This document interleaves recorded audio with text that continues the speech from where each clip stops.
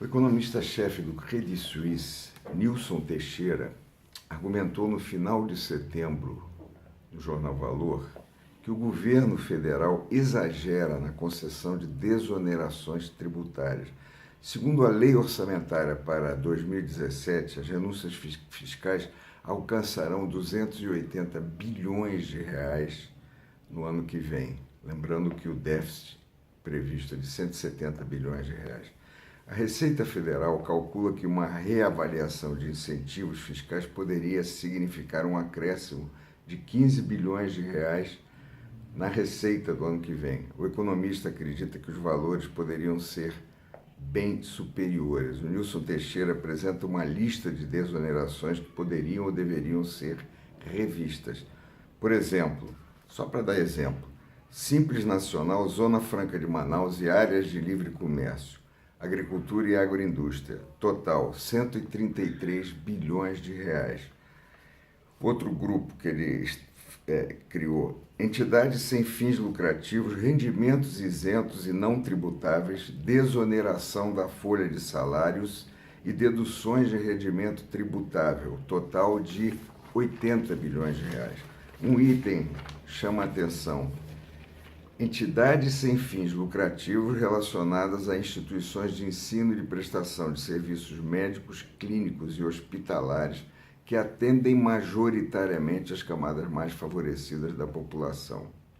Teixeira diz que em ambientes de crise fiscal e alta desigualdade de renda, o Congresso precisa analisar se é adequado conceder benefícios tributários para tais entidades.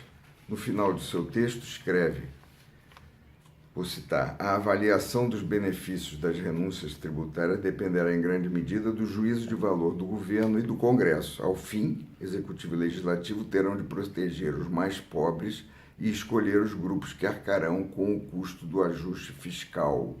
Ele defende que todos arquem com esses custos.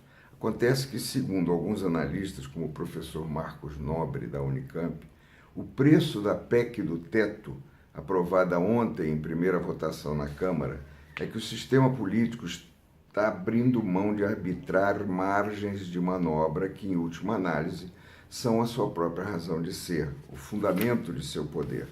A propósito disso, o ministro do Supremo, Roberto Barroso, ao negar ontem liminar do PT e do PCdoB para interromper a tramitação da PEC, se manifesta nessa direção. Diz assim: o Congresso Nacional é a instância própria para os debates políticos acerca das escolhas políticas, os debates públicos acerca das escolhas políticas a serem feitas pelo Estado. E dá uma espécie de pito nos dois partidos ao dizer: esta não é uma questão constitucional, mas política, a ser enfrentada com mobilização social e consciência cívica, e não com judicialização. Há muita coisa a discutir, tanto do lado do gasto como do lado da receita. Como já se disse aqui, se o saneamento básico avançasse, as despesas com saúde poderiam ser reduzidas. E mais, por que o país convive inerme com uma taxa superior a 50 mil homicídios por ano e um pouco menos do que isso de mortes por acidentes no trânsito? Quanto à receita, temos grande parte dela em impostos indiretos que sobrecarregam os pobres e muita colher de chá para ricos e empresas.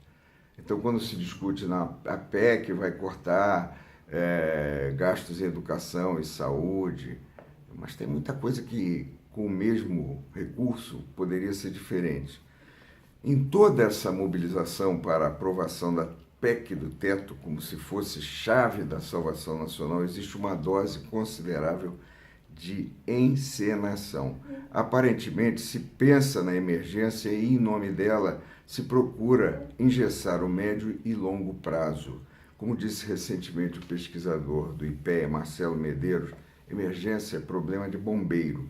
Quem dirige o Estado não pode restringir seu olhar à emergência, sob pena de criar problemas sérios para o futuro.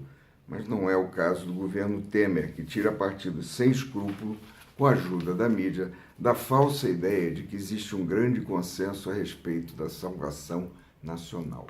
É isso.